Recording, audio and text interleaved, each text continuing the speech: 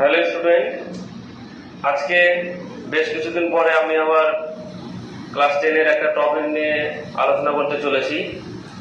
যে এর আগেও আমরা বেশ কয়েকটা ক্লাস করা হয়েছিল, তারপরে আলোচনা করা হয়নি। আমাদের যে ঘরে আমরা ক্লাস করি সেই ঘরেরও কাজ বাকি ছিল, সেই ঘরেরও কাজ হয়ে গেছে।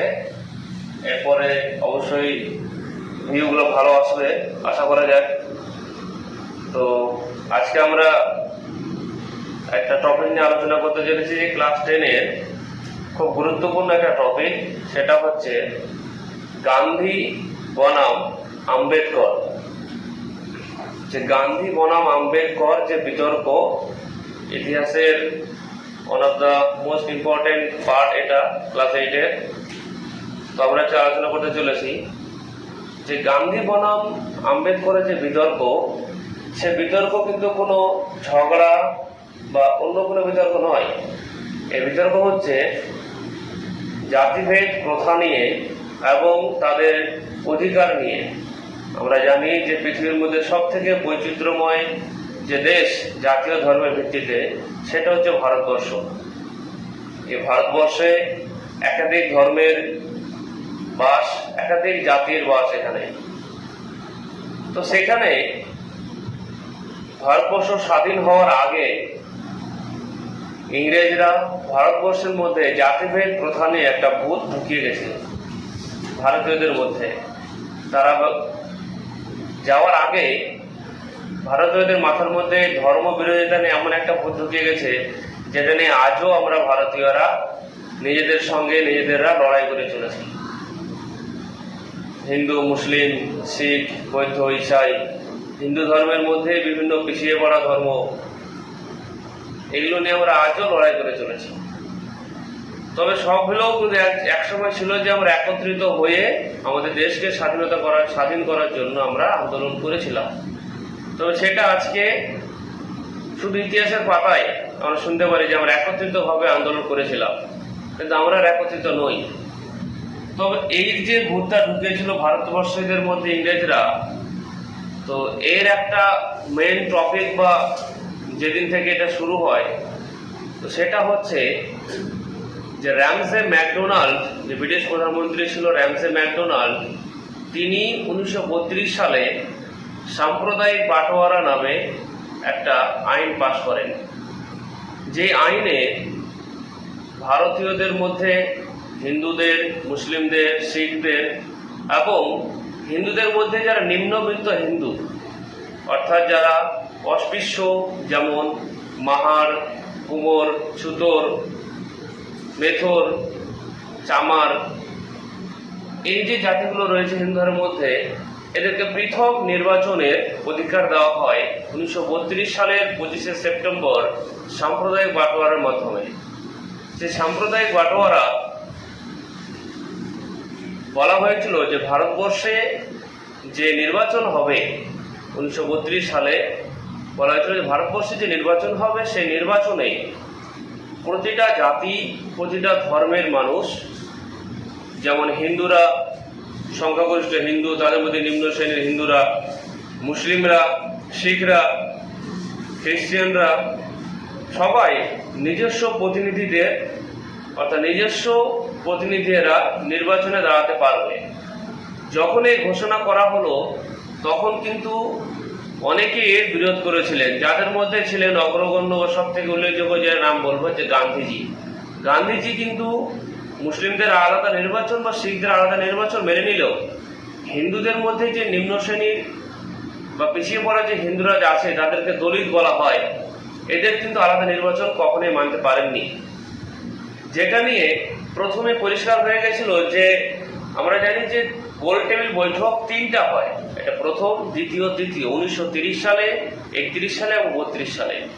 তো 1930 সালের গোল টেবিল বৈঠকে এখানে কংগ্রেস অংশগ্রহণ করেনি, কিন্তু 1931-এ যে দ্বিতীয় গোল টেবিল বৈঠক বসেছিল, এখানে কিন্তু জাতীয় কংগ্রেস থেকে গান্ধীজি অংশগ্রহণ করেছিল।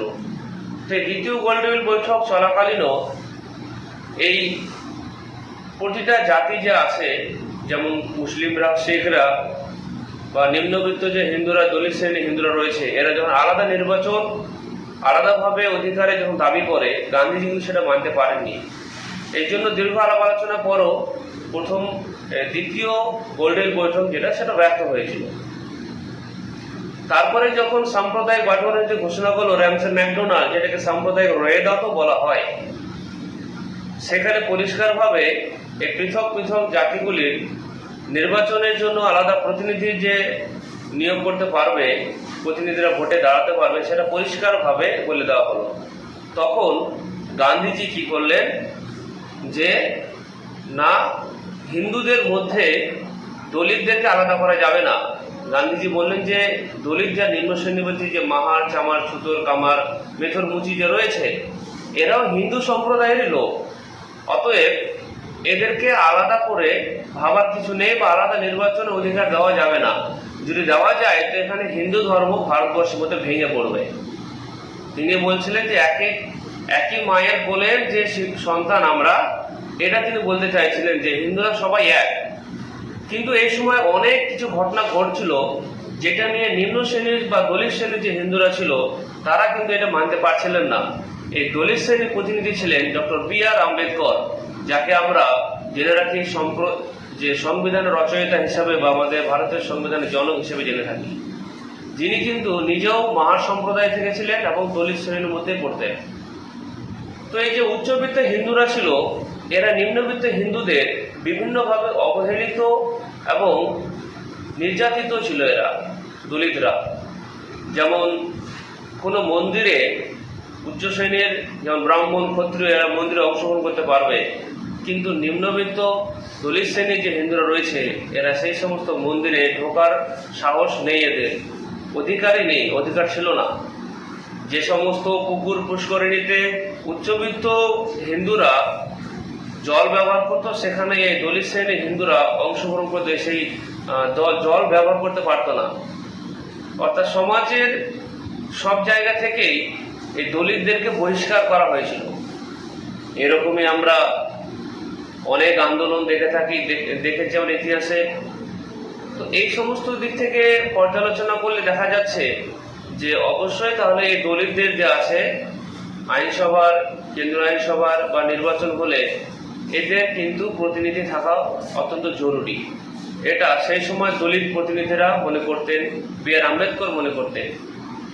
কারণ 1872 সালে যখন প্রথম আদমশুমারি অনুসারে ভারতে জনগণনা হয়, তখন পরিষ্কার হয়ে যায় যে হিন্দুদের মধ্যে দলিত শ্রেণী যারা, তারা ভারতের মোট শতাংশের 13% রয়েছে এই দলিত শ্রেণীরা। অর্থাৎ এই 13% মানে একটা হিউজ পরিমাণের দলিতরা রয়েছে। এটা পরিষ্কারভাবে আদমশুমারিতে পরিষ্কার হয়ে গেল। তো এই যে 13% মানুষরা রয়েছে, এরা হচ্ছে ভারতবর্ষ একটা বৃহত্তম দেশ, এশিয়ার মধ্যে সেকেন্ড লার্জেস্ট কান্ট্রি ইন্ডিয়া। তো এই বৃহত্তম দেশের মানে অনেক রাজ্য রয়েছে, আর সমস্ত রাজ্যগুলোতেই দলিত শ্রেণীর লোকেরা রয়েছে। যে দলিতরা যেভাবে ছড়িয়ে ছিটিয়ে রয়েছে, আম্বেদকর ভাবছেন যদি দলিতরা এইভাবে ছড়িয়ে ছিটিয়ে থাকে আর নির্বাচনে যদি তাদের নিজস্ব প্রতিনিধি না থাকে, নিজস্ব আসন না থাকে, তাহলে কখনোই একত্রিতভাবে যদি ভোট হয় তো দলিত শ্রেণীরা কখনোই তাদের প্রতিনিধিকে যেতে পারবে না। কারণ তারা সব রাজ্যে রয়েছে কিন্তু জোটবদ্ধভাবে নেই, তারা ছড়িয়ে ছিটিয়ে রয়েছে, আর এরা শিক্ষা দীক্ষা থেকেও পিছিয়ে আছে। এই জন্যে যে নির্বাচন হলে দলিতদের আলাদা নির্বাচনে প্রতিনিধি নিয়োগের অধিকার দিতে হবে, এই নিয়ে অনড় থাকলেন আম্বেদকর।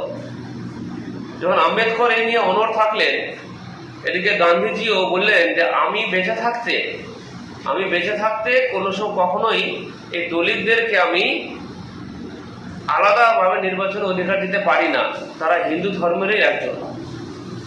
এই নিয়ে শুরু হলো গান্ধী ও আম্বেদকরের মধ্যে দলিতদের অধিকার নিয়ে একটা বিতর্ক। এমতো অবস্থায় গান্ধীজি স্থির করলেন যে আমি বেঁচে থাকতে যখন এটা আলাদা হতে দিব না, সেখানে পুনার জারবেদা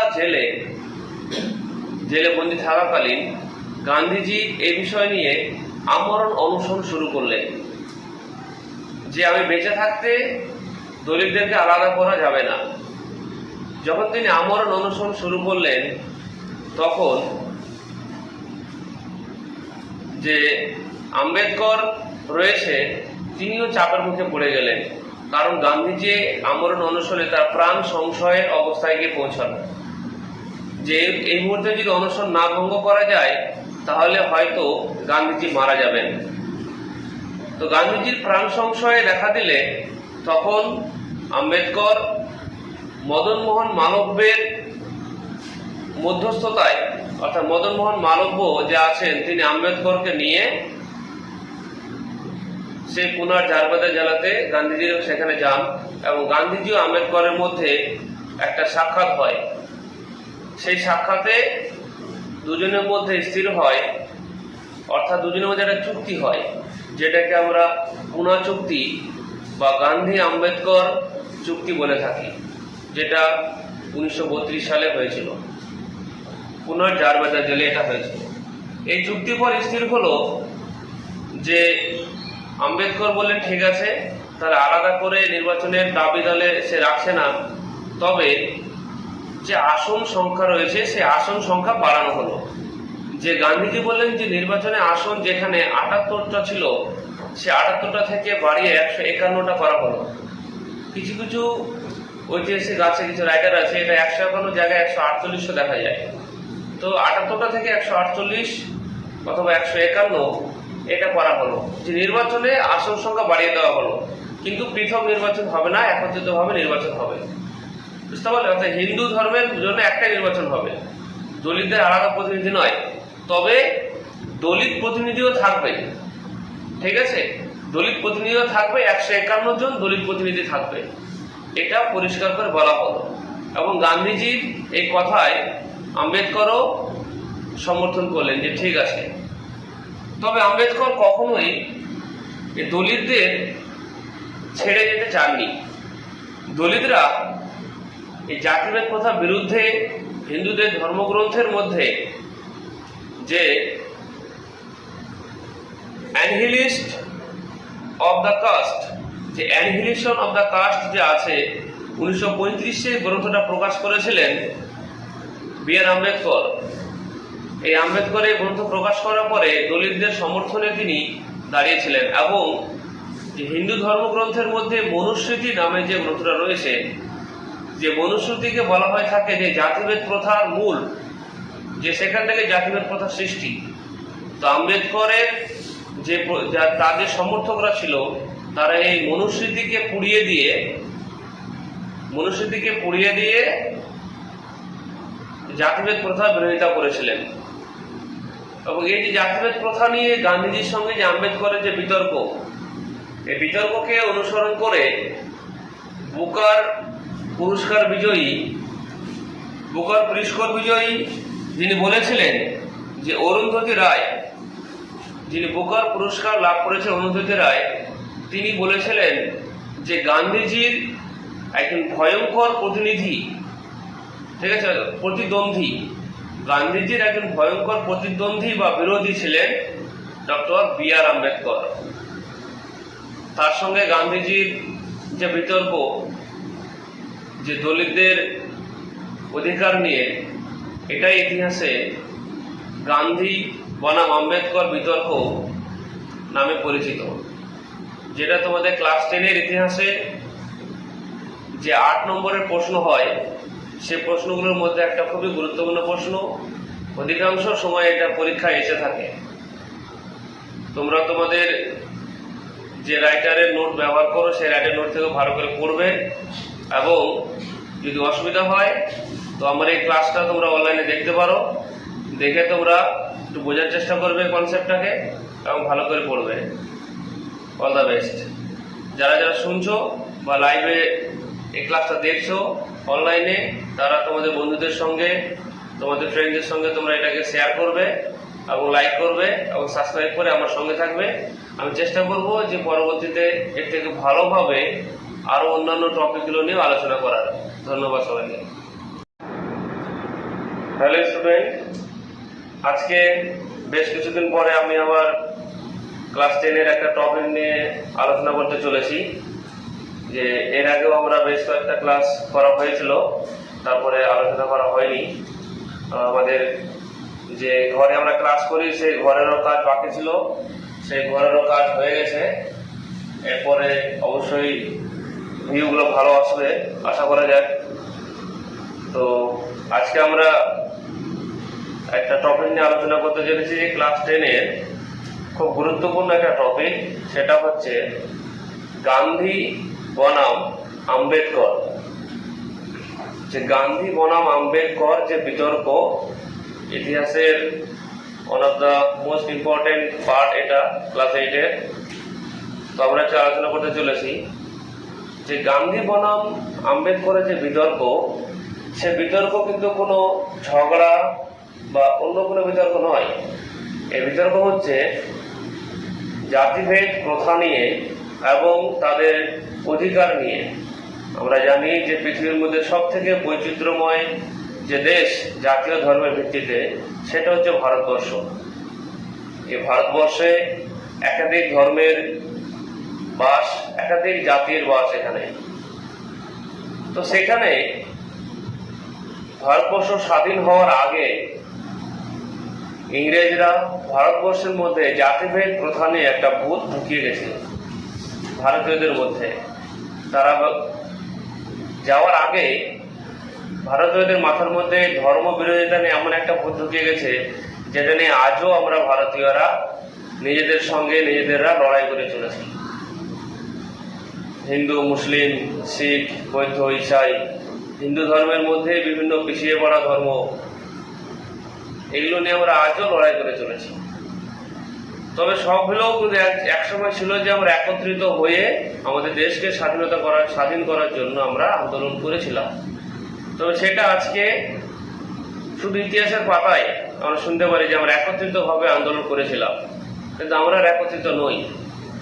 তবে এই যে ভূতটা ঢুকেছিল ভারতবর্ষীদের মধ্যে ইংরেজরা, তো এর একটা মেইন টপিক বা যেদিন থেকে এটা শুরু হয়, তো সেটা হচ্ছে যে র্যামসে ম্যাকডোনাল্ড, যে ব্রিটিশ প্রধানমন্ত্রী ছিল র্যামসে ম্যাকডোনাল্ড, তিনি 1932 সালে সাম্প্রদায়িক বাটোয়ারা নামে একটা আইন পাশ করেন। যে আইনে ভারতীয়দের মধ্যে হিন্দুদের, মুসলিমদের, শিখদের এবং হিন্দুদের মধ্যে যারা নিম্নবিত্ত হিন্দু, অর্থাৎ যারা অস্পৃশ্য, যেমন মাহার, কুমোর, ছুতোর, মেথর, চামার, এই যে জাতিগুলো রয়েছে হিন্দুদের মধ্যে, এদেরকে পৃথক নির্বাচনের অধিকার দেওয়া হয় 1932 সালের 25শে সেপ্টেম্বর সাম্প্রদায়িক বাটোয়ারার মাধ্যমে। সেই সাম্প্রদায়িক বাটোয়ারা বলা হয়েছিল যে ভারতবর্ষে যে নির্বাচন হবে 1932 সালে, বলা হয়েছিল যে ভারতবর্ষে যে নির্বাচন হবে সেই নির্বাচনে প্রতিটা জাতি, প্রতিটা ধর্মের মানুষ, যেমন হিন্দুরা সংখ্যাগরিষ্ঠ হিন্দু, তাদের মধ্যে নিম্ন শ্রেণীর হিন্দুরা, মুসলিমরা, শিখরা, খ্রিস্টানরা, সবাই নিজস্ব প্রতিনিধিদের, অর্থাৎ নিজস্ব প্রতিনিধিরা নির্বাচনে দাঁড়াতে পারবে। যখন এই ঘোষণা করা হলো, তখন কিন্তু অনেকে এর বিরোধ করেছিলেন, যাদের মধ্যে ছিলেন অগ্রগণ্য বা সব থেকে উল্লেখযোগ্য যে নাম বলবো যে গান্ধীজি।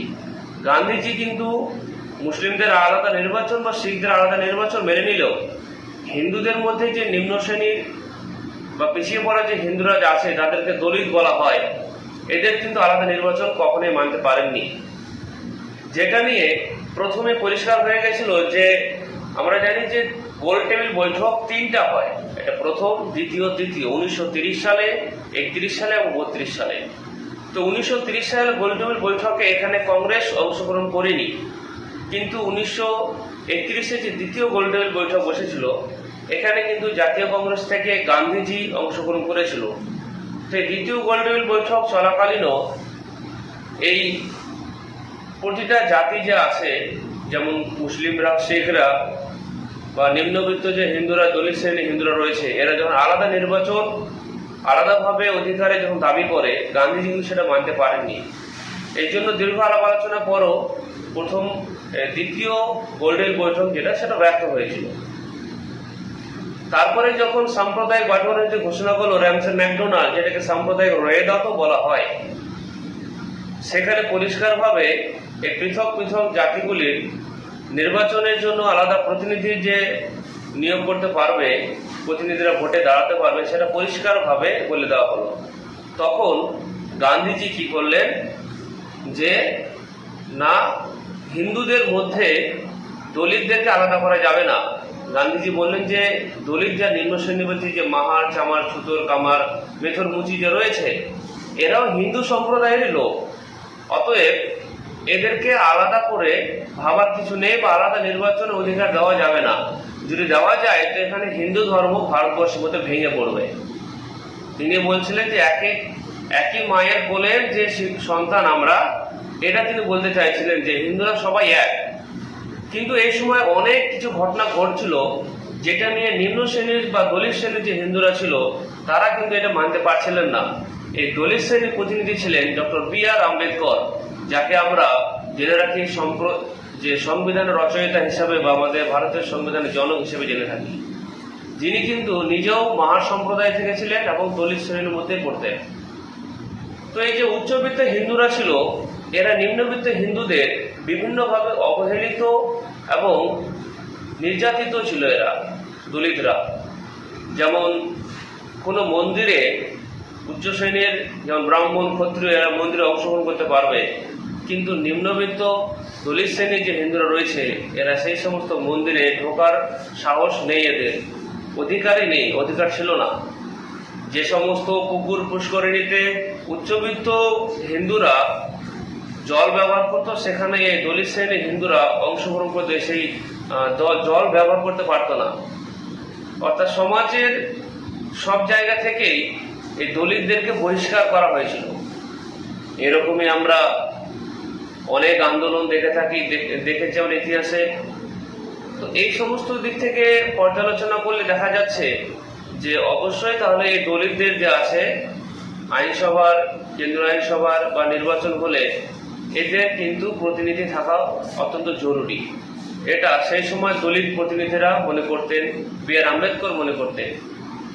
কারণ 1872 সালে যখন প্রথম আদমশুমারি অনুসারে ভারতে জনগণনা হয়, তখন পরিষ্কার হয়ে যায় যে হিন্দুদের মধ্যে দলিত শ্রেণী যারা, তারা ভারতের মোট শতাংশের 13% রয়েছে এই দলিত শ্রেণীরা। অর্থাৎ এই 13% মানে একটা হিউজ পরিমাণের দলিতরা রয়েছে। এটা পরিষ্কারভাবে আদমশুমারিতে পরিষ্কার হয়ে গেল। তো এই যে 13% মানুষরা রয়েছে, এরা হচ্ছে ভারতবর্ষ একটা বৃহত্তম দেশ, এশিয়ার মধ্যে সেকেন্ড লার্জেস্ট কান্ট্রি ইন্ডিয়া।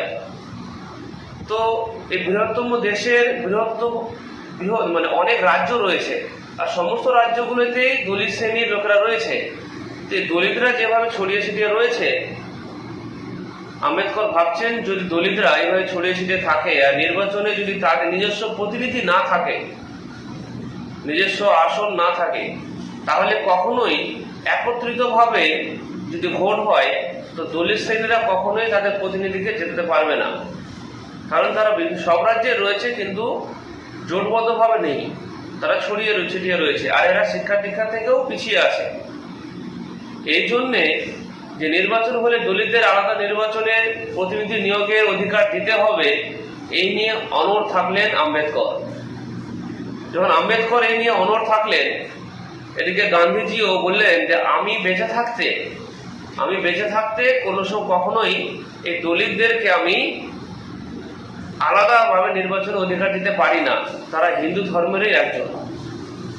এই নিয়ে শুরু হলো গান্ধী ও আম্বেদকরের মধ্যে দলিতদের অধিকার নিয়ে একটা বিতর্ক। এমতো অবস্থায় গান্ধীজি স্থির করলেন যে আমি বেঁচে থাকতে যখন এটা আলাদা হতে দিব না, সেখানে পুনার জারবেদা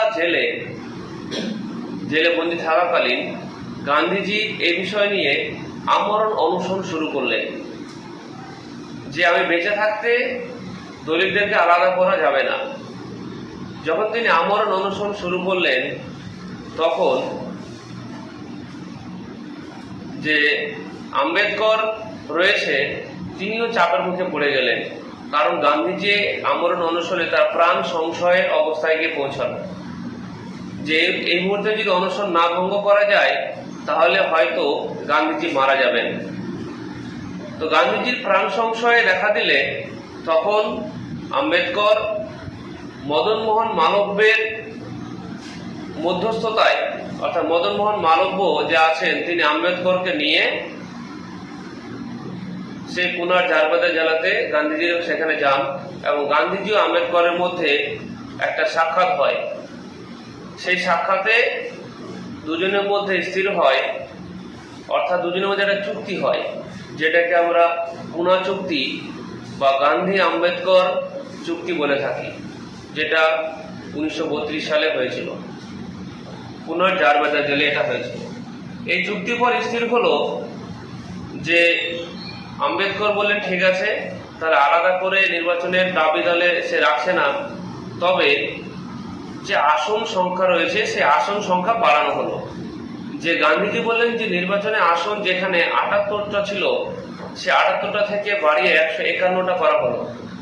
কিছু কিছু ঐতিহাসিক আছে, কিছু রাইটার আছে, এটা 151 জায়গায় 148 দেখা যায়।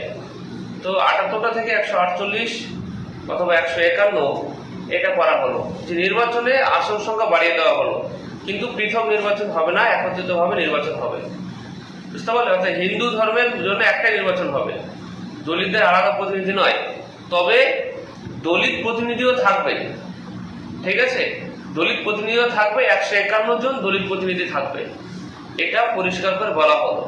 এবং গান্ধীজির এই কথায় আম্বেদকরও সমর্থন করলেন যে ঠিক আছে। তবে আম্বেদকর কখনোই এই দলিতদের ছেড়ে যেতে চাননি। দলিতরা এই জাতিভেদ প্রথার বিরুদ্ধে হিন্দুদের ধর্মগ্রন্থের মধ্যে যে অ্যানহিলিস্ট অফ দ্য কাস্ট, যে অ্যানহিলিশন অফ দ্য কাস্ট যে আছে, 1935 গ্রন্থটা প্রকাশ করেছিলেন বি.আর. আম্বেদকর। এই আম্বেদকর এই গ্রন্থ প্রকাশ করার পরে দলিতদের সমর্থনে তিনি দাঁড়িয়েছিলেন, এবং যে হিন্দু ধর্মগ্রন্থের মধ্যে মনুস্মৃতি নামে যে গ্রন্থটা রয়েছে, যে মনুস্মৃতিকে বলা হয়ে থাকে যে জাতিভেদ প্রথার মূল, যে সেখান থেকে জাতিভেদ প্রথার সৃষ্টি। তো আম্বেদকরের যে তাদের সমর্থকরা ছিল তারা এই মনুস্মৃতিকে পুড়িয়ে দিয়ে জাতিভেদ প্রথার বিরোধিতা করেছিলেন। এবং এই যে জাতিভেদ প্রথা নিয়ে গান্ধীজির সঙ্গে যে আম্বেদকরের যে বিতর্ক, এই বিতর্ককে অনুসরণ করে বুকার পুরস্কার বিজয়ী যিনি বলেছিলেন যে অরুন্ধতী রায়, যিনি বুকার পুরস্কার লাভ করেছেন অরুন্ধতী রায়, তিনি বলেছিলেন যে গান্ধীজির একজন ভয়ঙ্কর প্রতিনিধি, ঠিক আছে, প্রতিদ্বন্দ্বী, গান্ধীজির একজন ভয়ঙ্কর প্রতিদ্বন্দ্বী বা বিরোধী ছিলেন ডক্টর বি.আর. আম্বেদকর। তার সঙ্গে গান্ধীজির যে বিতর্ক, যে দলিতদের অধিকার নিয়ে, এটাই ইতিহাসে গান্ধী বনাম আম্বেদকর বিতর্ক নামে পরিচিত। যেটা তোমাদের ক্লাস 10-এর ইতিহাসে যে 8 নম্বরের প্রশ্ন হয়, সে প্রশ্নগুলোর মধ্যে একটা খুবই গুরুত্বপূর্ণ প্রশ্ন, অধিকাংশ সময় এটা পরীক্ষায় এসে থাকে। তোমরা তোমাদের যে রাইটারের নোট ব্যবহার করো সেই রাইটার নোট থেকে ভালো করে পড়বে, এবং যদি অসুবিধা হয় তো আমার এই ক্লাসটা তোমরা অনলাইনে দেখতে পারো, দেখে তোমরা একটু বোঝার চেষ্টা করবে কনসেপ্টটাকে এবং ভালো করে পড়বে। All the best. যারা যারা শুনছো বা লাইভে এই ক্লাসটা দেখছো অনলাইনে, তারা তোমাদের বন্ধুদের সঙ্গে, তোমাদের ফ্রেন্ডদের সঙ্গে তোমরা এটাকে শেয়ার করবে এবং লাইক করবে এবং সাবস্ক্রাইব করে আমার সঙ্গে থাকবে। আমি চেষ্টা করব যে পরবর্তীতে এর থেকে ভালোভাবে আরো অন্যান্য টপিকগুলো নিয়ে আলোচনা করার। ধন্যবাদ সবাইকে।